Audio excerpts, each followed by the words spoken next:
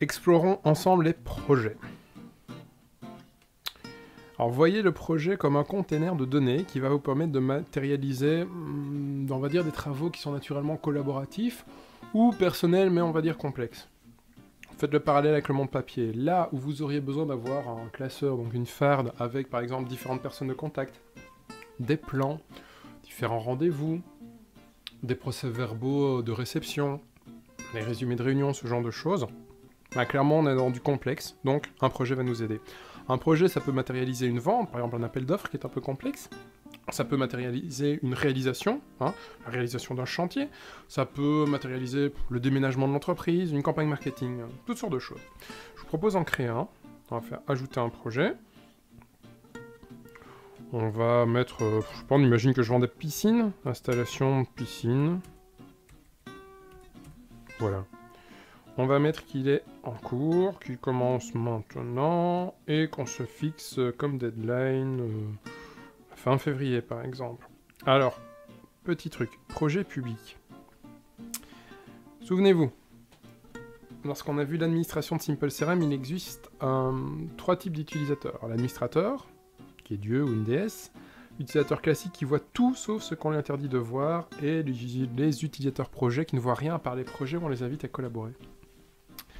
Donc, si je décoche public, aucun utilisateur de Simple CRM ne pourra voir ce projet, ce qu'il contient, à part ceux qui sont invités à travailler dessus. Si je laisse cocher public, tout le monde voit ce projet et son contenu. Sauf les utilisateurs projets qui ne voient rien par défaut, sauf ceux qu'on leur autorise à voir. Alors, on va mettre ici un petit descriptif. Voilà, magnifique descriptif. J'enregistre. Ok.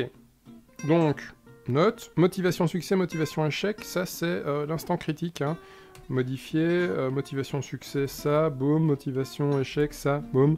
Ça me permet en fait de me remettre en question, de noter au fur et à mesure ce qui ne va pas dans notre façon de gérer l'entreprise, pour tout simplement s'améliorer. On va lier plusieurs personnes externes et sociétés qui sont impliquées dans ce projet. On va mettre que Joli Stylo est mon fournisseur. Vous voyez, ça me propose par défaut un rôle. Ok, j'enregistre. Je vais lier un deuxième, la fameuse société test, extrêmement connue, qui va être mon client, par exemple. Voilà, je pourrais rajouter des petites notes si j'avais envie. J'enregistre. Mes deux interlocuteurs externes sont liés. Ensuite, je vais mettre mes utilisateurs. Moi, je suis chef de projet, par exemple. Et user 1 est le réalisateur. On imagine, hein. Voilà. Et puis, je vais pouvoir créer mes différentes interactions. Alors, première étape, ça va être de... On a dit que c'était installer une piscine, donc on va commander la piscine. Voilà. C'est une interaction qui va être faite par mon user 1. C'est une interaction de type achat. Ok. Et puis, je vais créer une interaction étape suivante. Et l'étape suivante, ça va être de livrer la piscine. Ça, on imagine c'est moi qui vais le faire, tiens. Ce sera pour le 23 ou plus tard, par exemple, voilà, et ce sera une interaction de type livraison. Ops, confirmation, voilà. J'enregistre. Voilà, j'ai donc deux interactions dans le cadre de ce projet. Je peux voir ces interactions sous forme de liste. Je peux les voir sous forme également d'un diagramme de Gantt. Où on voit que tant que je n'ai pas commandé, je ne peux pas livrer. Si ma commande a du retard, eh bien rétro-planning automatisé, je vais delayer... delayer, quel anglicisme affreux. Je vais retarder ma commande. Et du coup, ma livraison va également être retardée de façon automatique. Je peux visualiser cela sous forme d'un agenda qui va être donc dédié à ce projet. Okay. Et également sous format planning, un planning dédié uniquement toujours à ce projet. Si j'attache des documents, voilà, livrer la piscine, on va imaginer que je vais stocker par exemple une facture d'achat, boum, voilà.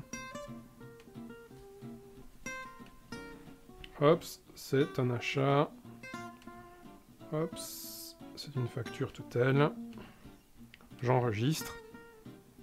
Et je retrouve donc les documents liés à ce projet. Le petit menu ici, je retourne tout en haut.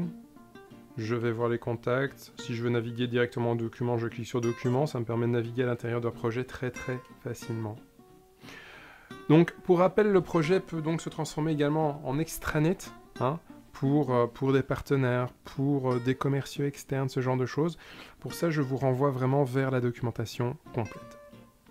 Alors, dans les entreprises, il y a des projets qui sont récurrents, hein, qui sont souvent les mêmes. Imaginons que vous vendiez des espaces publicitaires, vous devez toujours faire la mise en forme du média publicitaire et puis la mise en ligne, par exemple.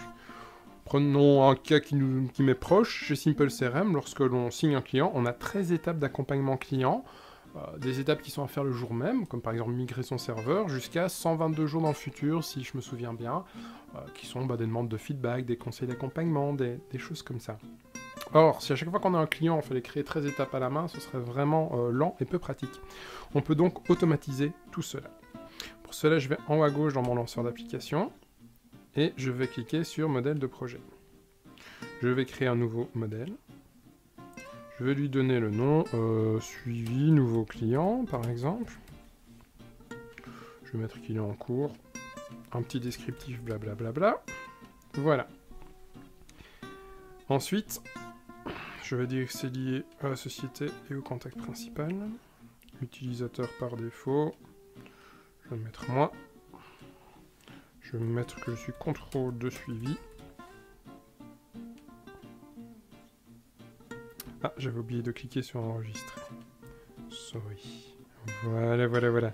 Et ensuite, je vais définir toutes mes étapes de travail. Alors pour ça, les étapes se basent en fait sur des modèles d'interaction. Donc vous vous souvenez, les petits modèles, c'est ce qui se trouve en haut à droite. Hein. Ce sont ces choses que vous avez créées pour modéliser votre façon de travailler.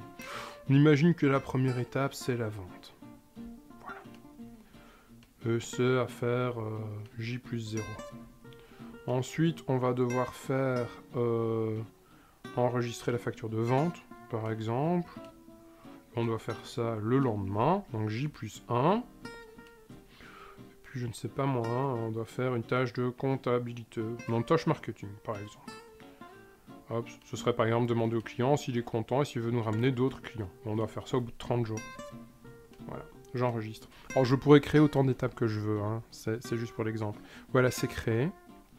Maintenant, regardez, hop, ça, je vais retourner dans modèle de projet. Je vais générer un projet. Je vais donc sélectionner Brice comme chef de projet. Je vais prendre la société Joli Stylo. Interlocuteur. Date de début, je commence à travailler maintenant. Je génère. Voilà qui a été créé. Si je vais dans la société Mes Jolis Stylos, qu'est-ce que je retrouve? Je retrouve mes 3 interactions que j'ai planifiées. Ok.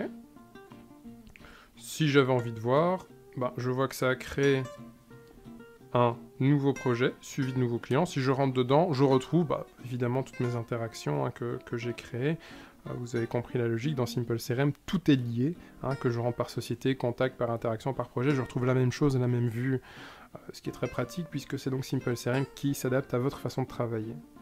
Donc voilà, réfléchissez un petit peu aux différents modèles de projets que vous pourriez créer. Modèle quand vous signez un client, modèle en termes de production, quand on doit passer en phase de production, comment est-ce qu'on fait?